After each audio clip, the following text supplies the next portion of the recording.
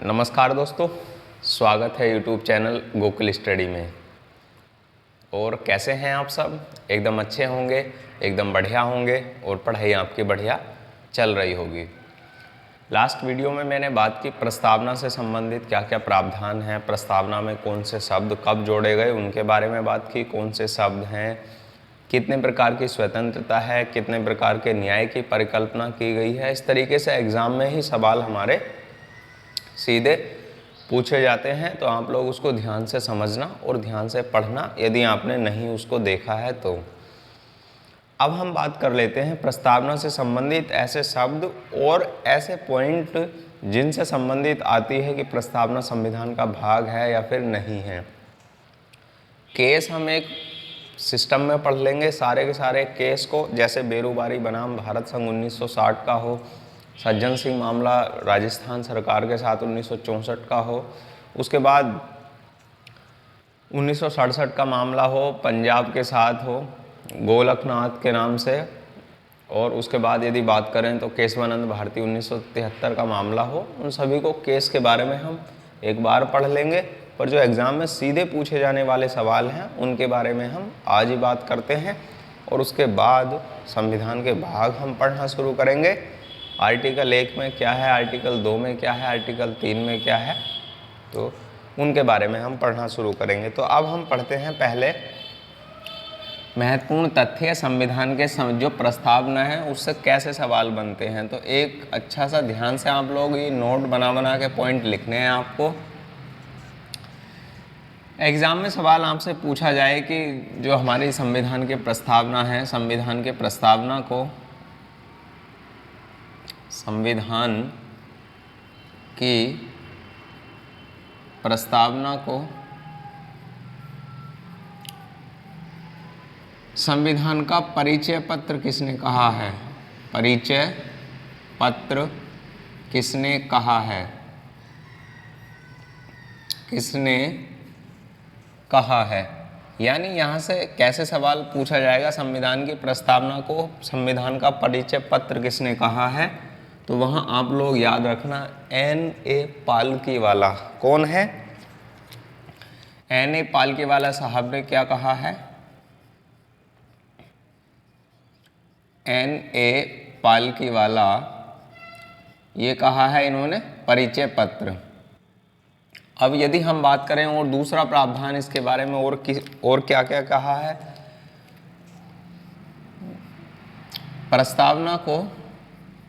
प्रस्तावना को राजनीति की जन्म पत्री या जन्म कुंडली किसने कहा है? प्रस्तावना को राजनीति की जन्म कुंडली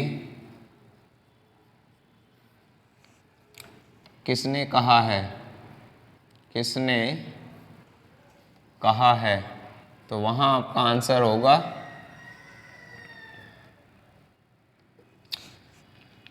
प्रस्तावना को राजनीति की जन्म कुंडली किसने कहा है, तो वहाँ आंसर होगा N. भार्गव ने। किसने कहा है? भार्गव साहब हैं, उन्होंने कहा है, भार्गव। ठीक है, नेक्स्ट सवाल की हम बात करते हैं। तो दूसरे प्रस्तावना के संबंध में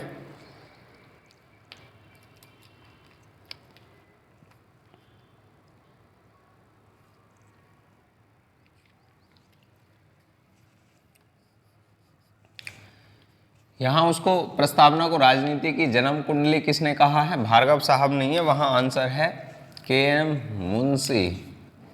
K.M. मुंशी यानी कन्हैयालाल मणिकलाल मुंशी, जो प्रस्तावना में संविधान की जो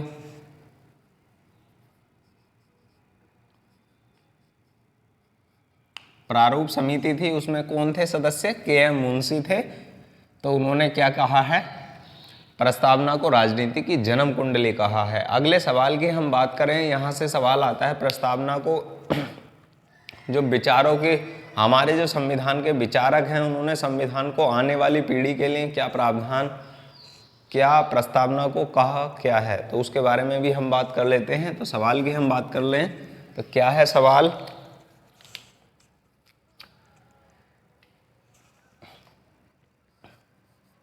प्रस्तावना दीर्घकालिक सपनों का एक विचार है। प्रस्तावना दीर्घकालिक सपनों का एक विचार है, ये किसने कहा है? तो वहां आंसर होगा सर कृष्ण स्वामी, अल्लादी कृष्णा स्वामी अय्यर। सर अल्लादी कृष्णा स्वामी अय्यर, अल्लादी कृष्णा स्वामी अय्यर।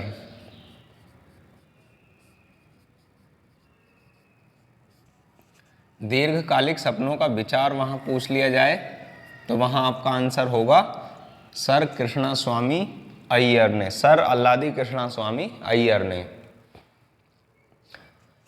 और यदि हम बात करें और क्या क्या प्रावधान इसमें अब हैं जो एग्जाम में पूछे जाएंगे, यहाँ से सवाल आता है प्रस्तावना संशोधनीय है या फिर नहीं है, यानी प्रस्तावना संविधान का भाग है या फिर नहीं है।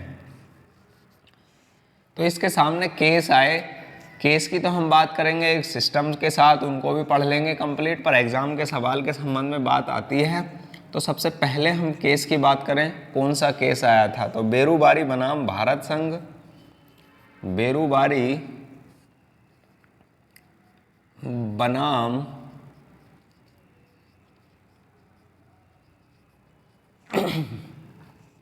भारत संघ 1960 का मामला है। और इसमें क्या आया था? इसमें प्रावधान था कि जो बेरूबारी वाला हिस्सा है, पश्चिम बंगाल वाला हिस्सा क्षेत्र है, वो पाकिस्तान को देने की बात कही गई थी इसमें। और पाकिस्तान को देने की बात इसके साथ साथ ही इसमें कहा गया था कि जो संसद होती है वह अपना राज्य क्षेत्र किसी भी दूसरे राज्य क्षेत्र को दे सकती है। कि अभी आर्टिकल में हम बात करेंगे, जब आर्टिकल हम पढ़ेंगे आर्टिकल नंबर 3 के संबंध में, 4 के संबंध में क्या क्या प्रावधान है, उसके बाद कि भारत सरकार या संसद को ऐसा अधिकार है क्या कि वह राज्य क्षेत्र अपना किसी दूसरे देश को सौंप सकती है या फिर नहीं सौंप सकती।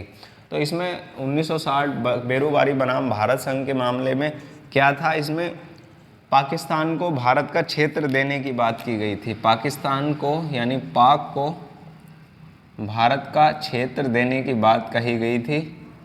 और इसमें प्रस्तावना के विचार को पूछा गया था कि प्रस्तावना संविधान का भाग है या फिर नहीं है। तो इसमें पहले वाले की मैं बात करूं, इस केस में कहा गया था कि प्रस्तावना संविधान का भाग नहीं है, प्रस्तावना संविधान का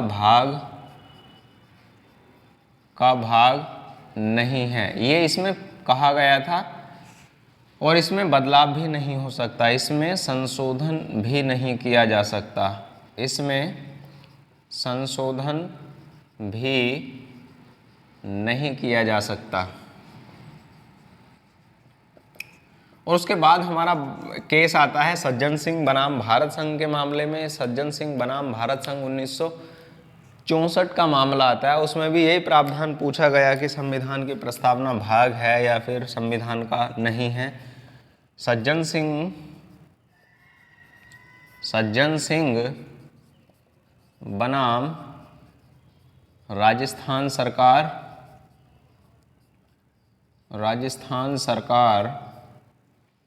1964 के मामले में ये पूछा गया था कि जो प्रस्तावना में संशोधन किया जा सकता है या फिर नहीं है, प्रस्तावना संविधान का भाग है या फिर नहीं है, संविधान का भाग है या फिर नहीं है। तो इसमें भी कहा गया था कि प्रस्तावना संविधान का क्या नहीं है? भाग नहीं है, प्रस्तावना भाग नहीं है।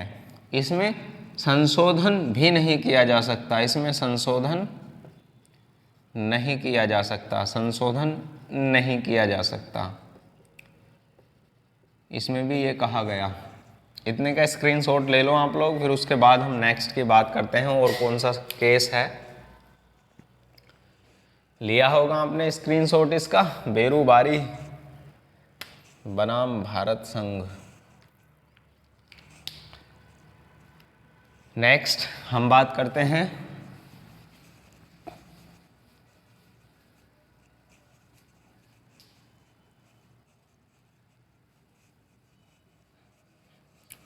ये सज्जन सिंह बेरुवारी है। यहाँ नेक्स्ट की हम बात कर लें। नेक्स्ट है गोलखनाथ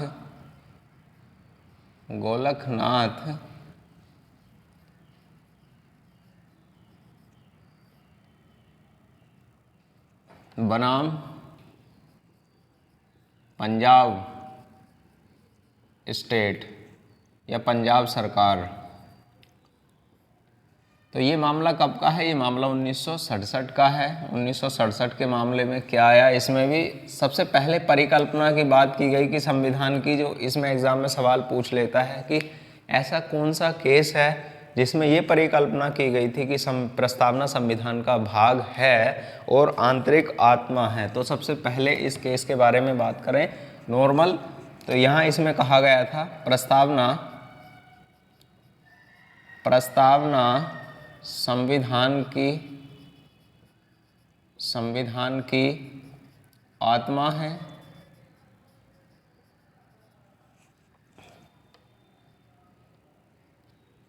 इसमें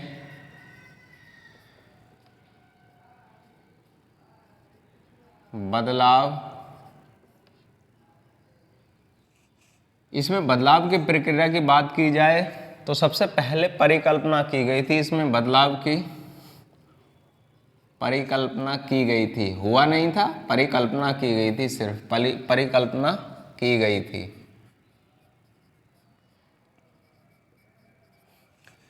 उसके बाद आता है वही जो नॉर्मल, जिससे चेंज हुआ है, जिससे आया है, बदलाव आया है कि संविधान प्रस्तावना की आत्मा है, भाग है, अंग है, कि जैसे शरीर है, शरीर में क्या होती है, प्रस्तावना भाग होते हुए भी भाग नहीं है। ऐसे ही आत्मा की हम बात करें तो आत्मा के संबंध में कहा जाए कि शरीर की जो आत्मा है वह शरीर का भाग है भी और नहीं भी है। इसी आधार पर ही प्रस्तावना को समझा गया है कि प्रस्तावना संविधान का भाग है, आंतरिक आत्मा है, उसके संबंध में ये प्रावधान है। तो कौन सा केस है? केशवानंद भारती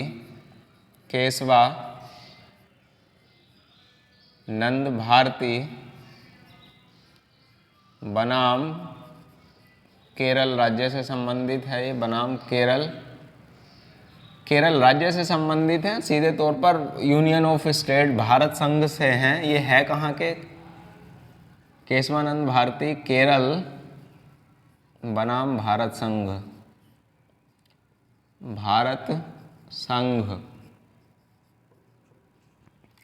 और ये मठ से संबंधित है। इसके बारे में मैं आपको बता दूंगा क्या क्या है सारे, जब मैं केस पढ़ाऊंगा भी। तो नॉर्मल से आपको फैक्ट ये बता रहा हूँ, किस में भाग कहा था, किस में नहीं कहा गया था। ये एग्ज़ाम में सवाल पूछे जाते हैं। तो 1973 का ये मामला है और इसमें माना गया कि प्रस्तावना संविधान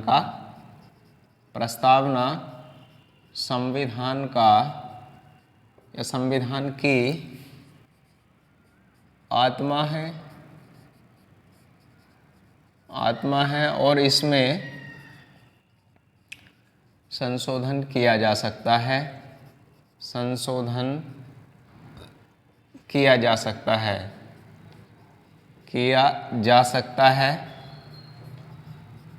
और परंतु एक शब्द और इसमें बात की गई, किया जा सकता है, परंतु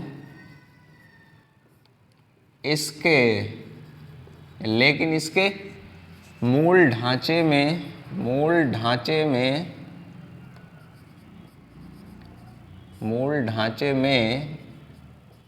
परिवर्तन नहीं किया जा सकता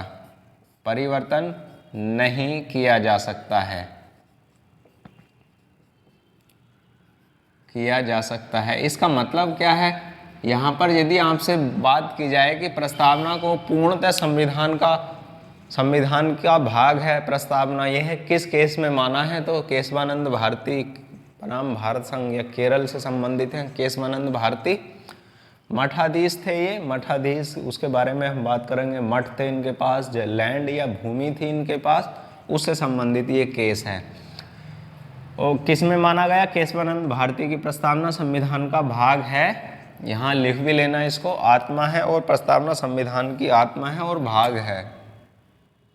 भाग है, संविधान का भाग है। और इसमें कहा गया कि प्रस्तावना में बदलाव हो सकता है परंतु इसके मूल ढांचे में परिवर्तन नहीं हो सकता है। और मूल ढांचे की बात की जाए तो सुप्रीम कोर्ट ने कहा है कि मूल ढांचे की परिभाषा अलग अलग कॉन्सेप्ट पर हम अलग अलग उसको जैसे ही केस होगा उसमें परिभाषित करेंगे हम लोग। सरकार से कहा केशवानंद भारती केस के मामले में। और हम ये भी बात करेंगे कितने जजों की न्यायाधीश थे, कितने जजों की पीठ थी और इसमें कितने से कितने निर्णय आया। तो 13 जजों की हम बात करें तो यहाँ नॉर्मल बात कर लेते हैं, 13 जजों की बेंच बनी थी। और संविधान में अब तक की सबसे बड़ी बेंच की जो संख्या या बनी हुई बेंच है वो केशवानंद भारती के केस में ही 13 जजों की बेंच है। और इसने फैसला सुनाया था 7-6 से। और 7-6 का मतलब है 7 पक्ष में थे और 6 विपक्ष में थे। इतना बड़ा बदलाव आया इसके अंदर कि जो ये बदलाव है कि 13 जजों की बेंच बनी और पक्ष में 7 बोर्ड थे यानी 7 न्यायाधीश थे और 6 विपक्ष में थे। अब तक की सबसे बड़ी बेंच। तो इसने फैसला सुनाया कि संविधान का भाग है प्रस्तावना और इसमें परिवर्तन किया जा सकता है परंतु इसके मूल ढांचे में परिवर्तन नहीं किया जा सकता। क्या क्या प्रावधान है उनकी तो हम बात अलग कर लेंगे ही और आप लोग इसको नॉर्मल समझ लेना, ठीक है ना। अब हम बात करते हैं नेक्स्ट, जो अपना इसका स्क्रीनशॉट आप लोग ले लो पहले। ये है बेरूबारी और ये क्या है, सज्जन सिंह, राजस्थान सरकार से संबंधित है। इसका स्क्रीनशॉट आप लोग लो पहले, उसके बाद हम बात करते हैं नेक्स्ट। लिया होगा आपने स्क्रीनशॉट।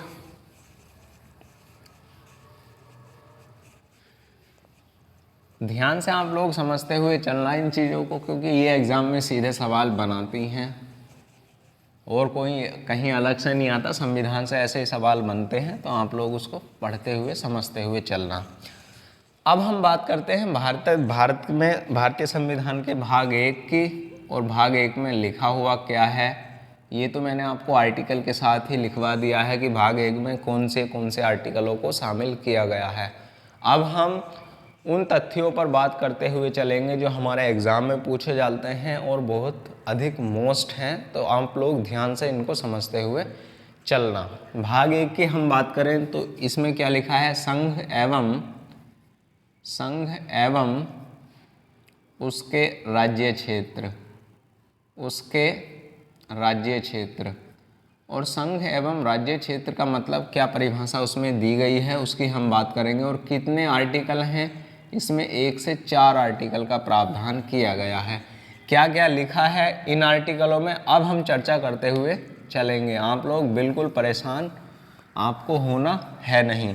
अब हम बात करते हैं सबसे पहले संघ एवं उसके राज्य क्षेत्र का। यदि हम बात करें भाग या आर्टिकल नंबर 1 में अनुच्छेद नंबर 1 में क्या प्रावधान किया गया है, अनुच्छेद 1 में क्या प्रावधान किया गया है, लिखा क्या है अनुच्छेद 1 के अंदर, उसकी हम बात करते हैं। अनुच्छेद या आर्टिकल 1 के प्रावधान की बात की जाए तो वहाँ क्या प्रावधान किया गया है, ध्यान से आप लोग समझना। इसमें कहा गया है भारत राज्यों का संघ है यानी यूनियन ऑफ स्टेट।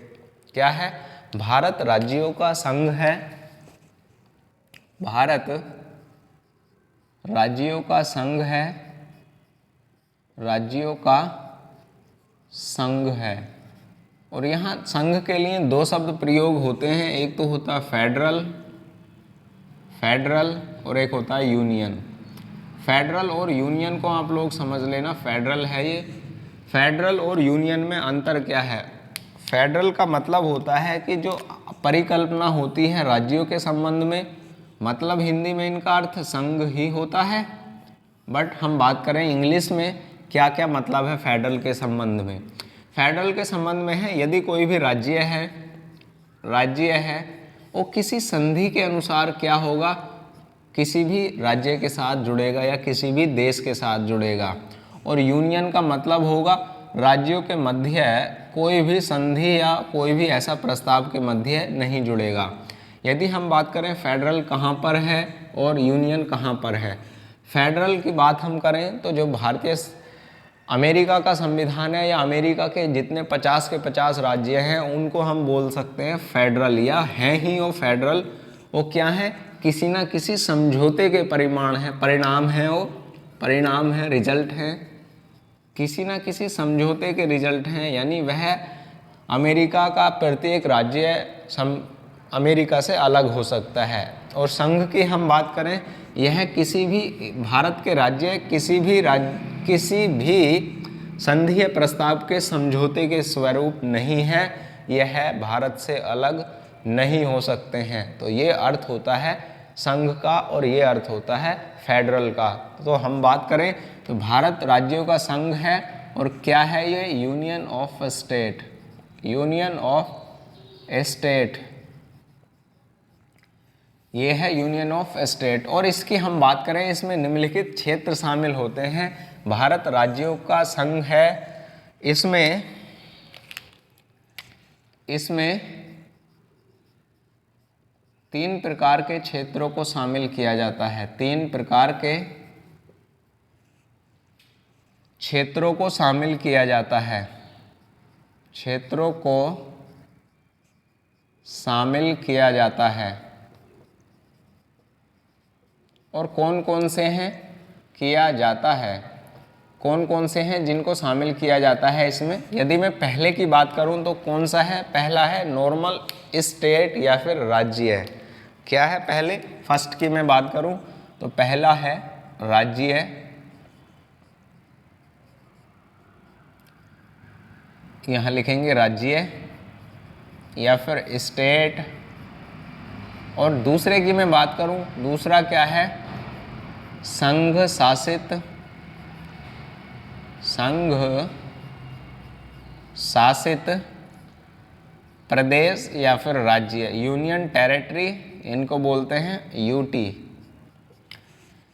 अब हम बात करें थर्ड नंबर क्या है, बहुत मोस्ट है। यदि कोई भी राज्य है भारत ने अर्जित किया है तो उसके संबंध में कहाँ शामिल होता है, वह भी भारत के राज्य क्षेत्र में ही शामिल होगा। तो अर्जित किया हुआ, अर्जित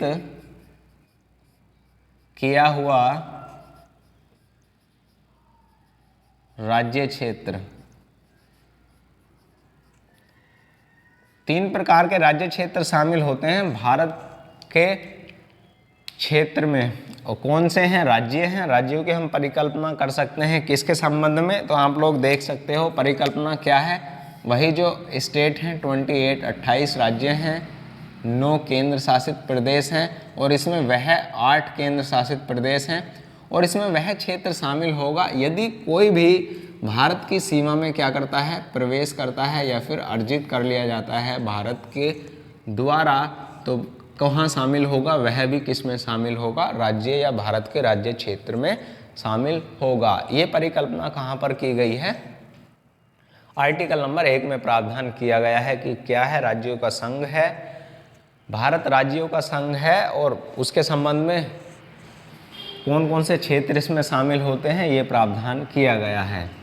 अब हम बात करते हैं आर्टिकल 2 में क्या प्रावधान किया गया है, अनुच्छेद 2 की हम बात करते हैं। तो आर्टिकल नंबर 2 में प्रावधान क्या किया गया है, आर्टिकल नंबर 2 की प्रावधान की मैं बात करूं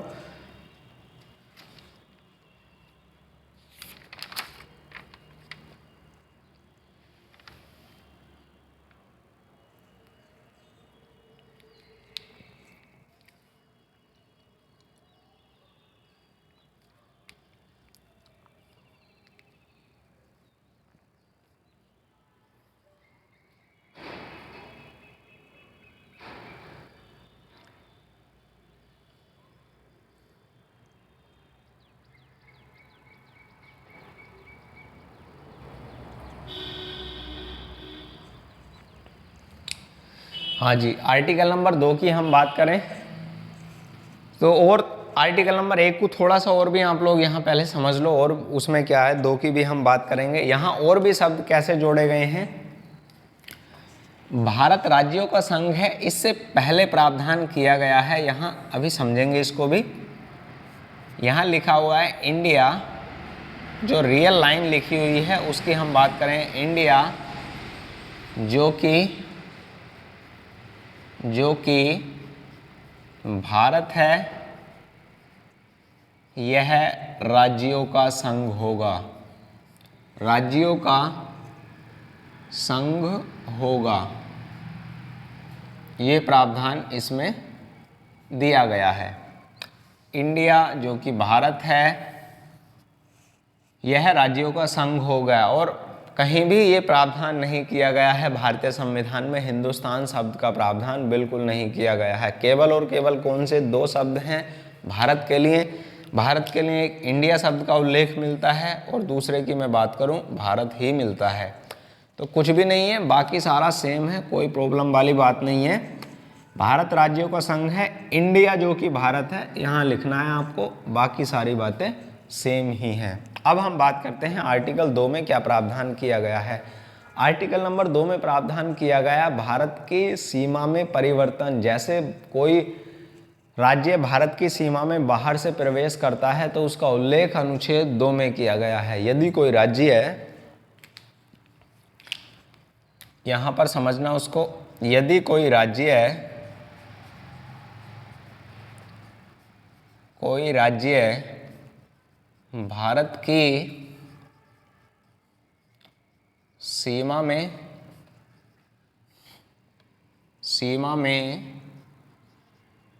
बाहर से प्रवेश करता है तो उसके संबंध में प्रावधान इसमें किए गए हैं।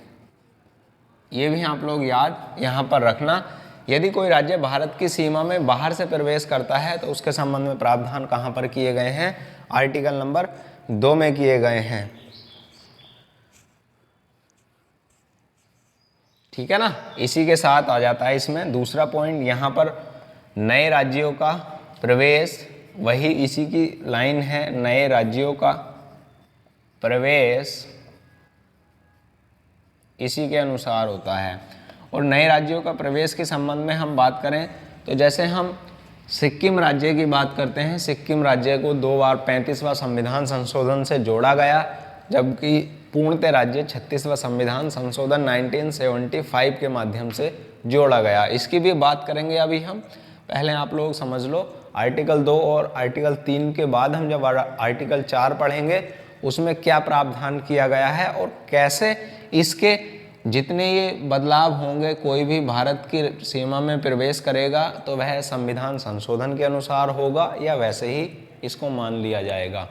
तो ध्यान से आप लोग पहले स्क्रीनशॉट इसका ले लो, उसके बाद हम बात करते हैं आर्टिकल नंबर 3 की।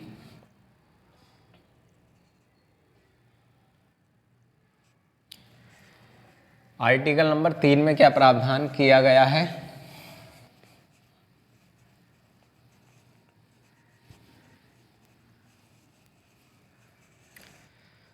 अनुच्छेद 3 की मैं बात करूं, अनुच्छेद 3 में प्रावधान किया गया है आर्टिकल नंबर 3 में,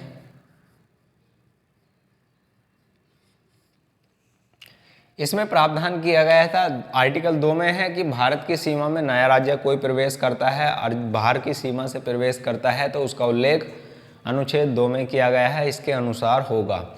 अब बात हम करें आर्टिकल नंबर 3 में क्या लिखा हुआ है। आर्टिकल नंबर 3 की हम बात करें, आर्टिकल नंबर 3 में लिखा हुआ है जैसे भारत है, ये क्या है? ये भारत है,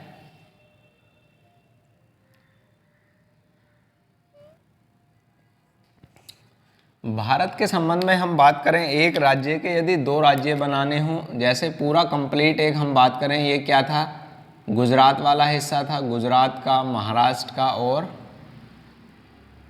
ये वाले हिस्से, ये गुजरात का है, इसके बारे में यहाँ समझ लो, ये क्या कौन सा है? गुजरात है, और ये कौन सा है? महाराष्ट्र है, महाराष्ट्र। अब यहाँ एक राज्य की सीमा में परिवर्तन करना हो, इसमें क्या उल्लेख किया गया है? आर्टिकल नंबर 3 में उल्लेख किया गया है कि एक राज्य के 2 राज्य बनाना, क्या प्रावधान किया गया है? एक राज्य के दो राज्य बनाना, या फिर दो राज्यों के एक राज्य बनाना, या फिर उनकी सीमाओं में परिवर्तन करना। जैसे एक राज्य की सीमा को बढ़ाना, दूसरी राज्य की सीमा को घटाना, ये सारे के सारे प्रावधान कहाँ पर किए गए हैं? अनुच्छेद 3 में किए गए हैं। क्या प्रावधान किए गए हैं उनको आप लोग समझो इधर ध्यान से। इसमें प्रावधान किया गया है कि एक राज्य के दो राज्य बनाना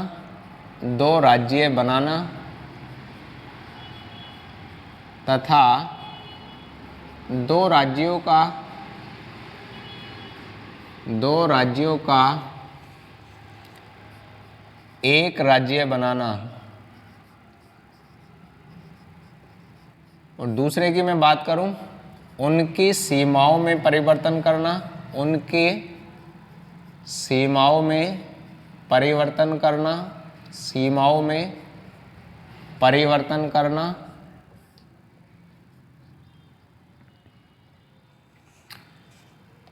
यानी राज्य की सीमा में परिवर्तन करने का मतलब है या तो घटा सकते हैं या फिर बढ़ा सकते हैं। और एक राज्य के दो राज्य बनाना तथा दो राज्यों का एक राज्य बनाना, इसका क्या उल्लेख है, किस में किया गया है? इसका उल्लेख आर्टिकल नंबर 3 में किया गया है, अनुच्छेद 3 में किया गया है।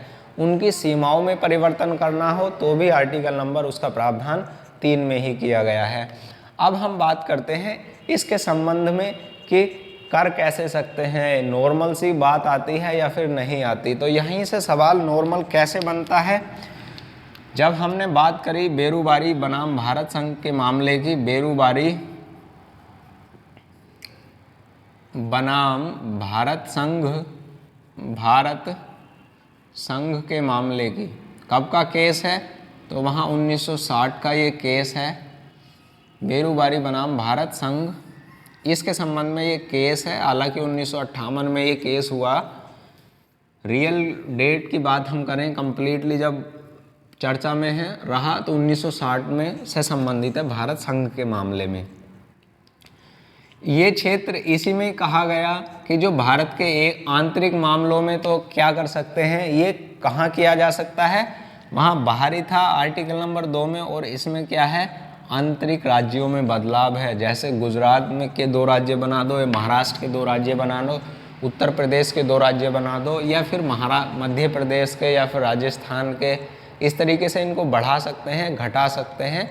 इन सब के प्रावधान कहाँ पर हैं? अनुच्छेद नंबर 3 में किए गए हैं। अब यहाँ पर एक सामने केस आया बेरूबारी बनाम भारत संघ। तो इसमें क्या आया कि कोई भी राज्य, कोई भी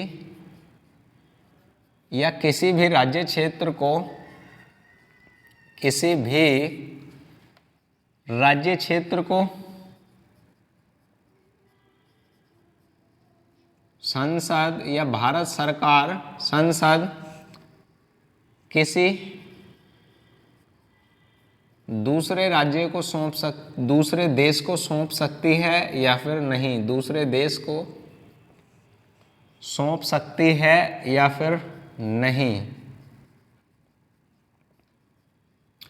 यहाँ ये प्रावधान आया कि किसी भी राज्य क्षेत्र को संसद किसी दूसरे देश को सौंप सकती है या फिर नहीं। इसके संबंध में ही ये केस था बेरूबारी बनाम भारत संघ मामला, कि कोई भी राज्य यदि संधि प्रस्ताव से संबंधित कोई सुलझा या फिर किसी के साथ, दूसरे देश के साथ प्रस्ताव किया है, तो वहाँ संसद को यह अधिकार होगा कि वह किसी राज्य क्षेत्र को दूसरे देश के साथ सौंप सकती है।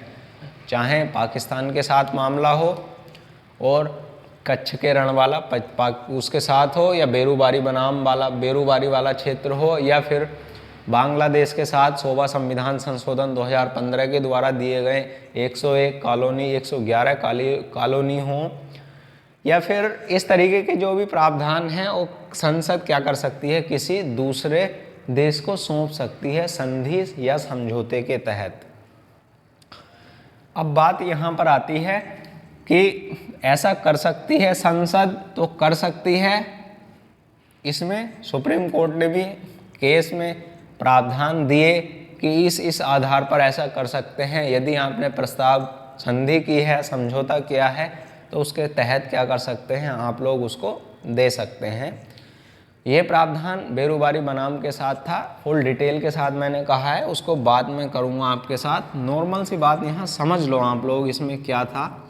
इसमें कहा गया था कि किसी भी राज्य क्षेत्र को भारत सरकार या फिर संसद क्या कर सकती है, दे सकती है या फिर नहीं दे सकती। तो इसमें कहा गया बिल्कुल दे सकती है। अब यहाँ से बात करते हैं उनकी सीमाओं में परिवर्तन के संबंध में कि क्या सीमा में परिवर्तन ऐसे ही हो सकता है या कोई विशेष प्रावधान किए जाएंगे। यदि एक राज्य के दो राज्य बनाने हों, एक राज्य के क्या बनाने हों, दो राज्य बनाने हों, तो उसके संबंध में क्या होगा, सबसे पहले अनुमति किसकी लेनी होगी, तो राष्ट्रपति की पूर्व अनुमति से, राष्ट्रपति की पूर्व अनुमति से,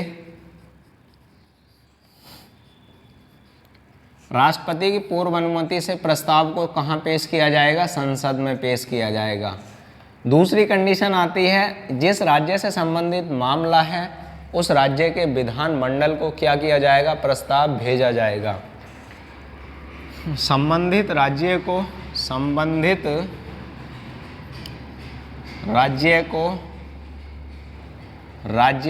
प्रस्ताव भेजा जाएगा।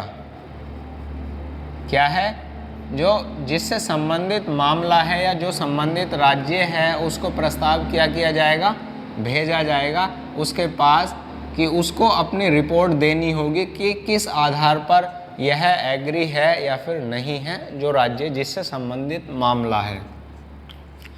और इसके संबंध में बात यहाँ पर आती है कि जो भी यदि राज्य विधानमंडल ऐसा नहीं करता है, निर्धारित समय देते हैं राष्ट्रपति इसको इस प्रस्ताव पर चर्चा करने के लिए, यदि राज्य विधानमंडल उस निश्चित समय में क्या नहीं कर सकता, अपना सुझाव नहीं देता है, तो वह राष्ट्रपति उस प्रस्ताव की अवधि को, उस समय को बढ़ा सकते हैं। ये प्रावधान इसी के तहत है कि इस अवधि को बढ़ा भी सकते हैं राष्ट्रपति। और उसके बाद यदि उसने फिर भी जवाब नहीं दिया है राज्य विधानमंडल ने, तो वह क्या कर सकते हैं, अनुमति दे सकते हैं राष्ट्रपति उसको संसद में पेश करने की। और यहाँ अब निर्णय की बात हम समझो कि राष्ट्रपति अनुमति दे देंगे, प्रस्ताव संसद में पेश हो जाएगा। अब राज्य विधानमंडल ने अपना कोई भी सुझाव दिया है, तो इस सुझाव को मानने के लिए राष्ट्रपति बाध्य नहीं है। इसको स्वीकार कर भी सकते हैं और इसको अस्वीकार भी कर सकते हैं, यानी राष्ट्रपति की खुद के अधिकार हैं ये। इसमें कोई राज्य की, फिर भी राज्य से ये पूछ जरूर लिया जाता है कि उसके नाम में या सीमा में परिवर्तन करना है, तो बाकी अधिकार राष्ट्रपति को ही है ऐसा करने का, उसमें कोई राज्य की भूमिका नहीं है। तो सारी की सारी शक्ति राष्ट्रपति के हाथ में होती है इसके संबंध में, यदि सीमा में बदलाव या परिवर्तन करना है तो। यहाँ पर क्या है, अवधि को बढ़ा सकते हैं। इससे यदि राज्य या विधानमंडल अपना सुझाव देता है तो राष्ट्रपति इसको स्वीकार भी कर सकते हैं और स्वीकार नहीं भी कर सकते हैं। ये राष्ट्रपति के अधिकार का मामला है। उसके बाद हमारी बात आती है, ऐसे ही क्या कर सकते हैं, ऐसे ही बदलाव हो जाता है और इसके लिए कोई विशेष बहुमत की भी आवश्यकता नहीं है। यदि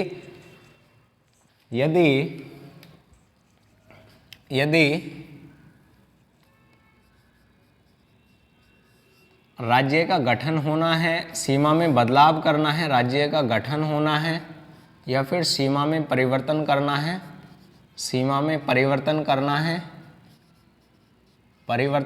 है, तो वहाँ पर क्या होगा, वहाँ उसके संबंध में प्रावधान होंगे कि आसानी से या फिर विशेष बहुमत की आवश्यकता नहीं होगी, विशेष बहुमत की आवश्यकता नहीं होगी, बहुमत की आवश्यकता नहीं होगी। क्या होते हैं विशेष बहुमत, क्या होते हैं साधारण बहुमत, सबकी हम बात कर लेंगे, पर यहाँ इस बात को आप लोग समझ लो कि साधारण बहुमत से ही क्या हो जाता है, उसका गठन कर दिया जाता है, उसमें कोई भी भूमिका विशेष बहुमत की नहीं है। विशेष बहुमत का नॉर्मल मतलब राज्यों की भी सहमति लेना आवश्यक है, ये विशेष बहुमत है। कितने राज्य? आधे राज्यों की भी अनुमति लेना आवश्यक होता है विशेष बहुमत में, ठीक है ना। अब हम बात करते हैं आर्टिकल नंबर 4 में क्या लिखा है, इसका आप लोग स्क्रीनशॉट ले लो और ये सारे के सारे प्रावधान आप लोग लिख लेना जो मैंने बोले हैं, ले लो आप लोग इसका स्क्रीनशॉट। उसके बाद हम बात करते हैं आर्टिकल नंबर 4 में क्या लिखा हुआ है।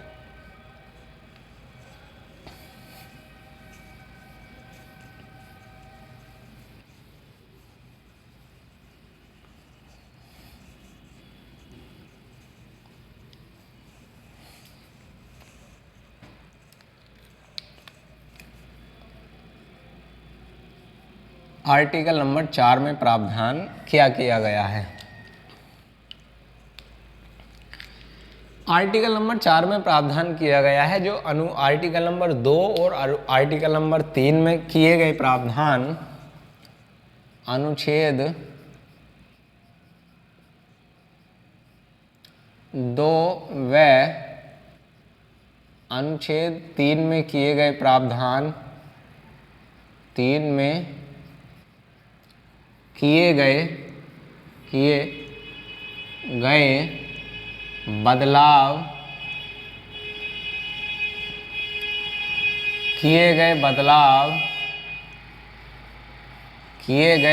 संविधान संशोधन के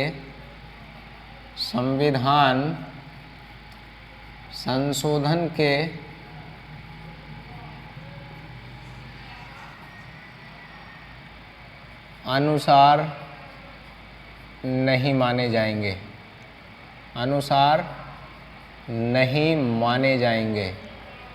और किसके नहीं माने जाएंगे और कौन से हैं, किसके संविधान संशोधन के अनुसार नहीं माने जाएंगे, तो वहाँ है अनुच्छेद 368 के तहत, अनुच्छेद 368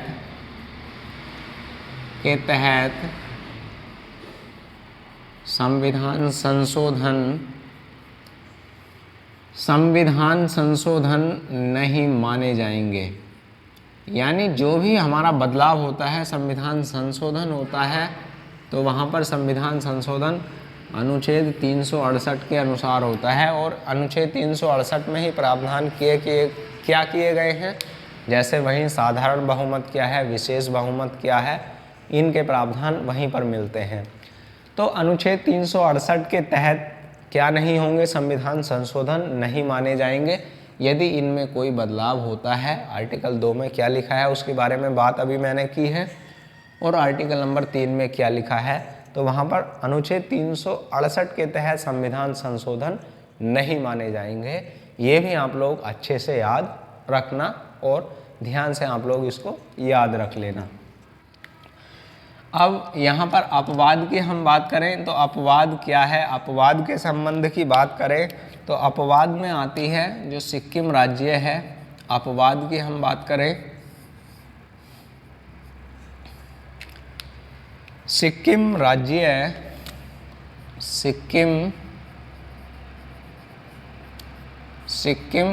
राज्य को 35वें संविधान संशोधन से अधिराज्य बनाया गया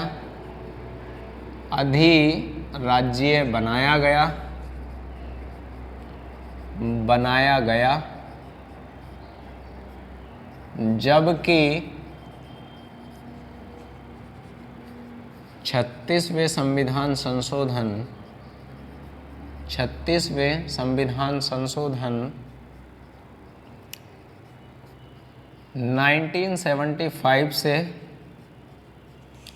1975 से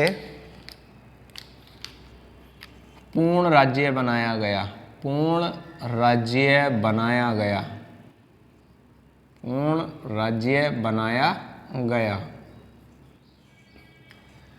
ये प्रावधान क्या है, अपवाद के तौर पर आता है, जिसके संबंध में संविधान संशोधन का प्रावधान किया गया था।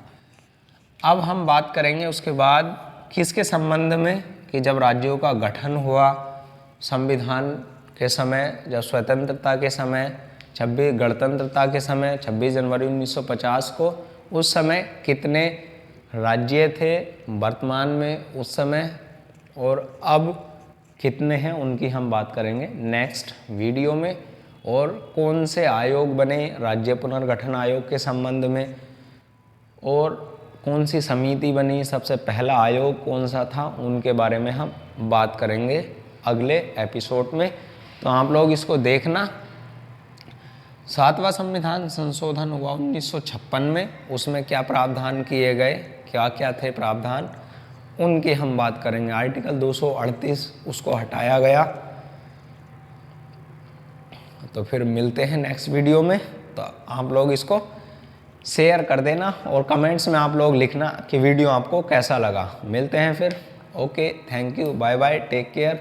और आप लोग इसको सब्सक्राइब कर लेना, स्क्रीनशॉट आप लोग ले लो इसका।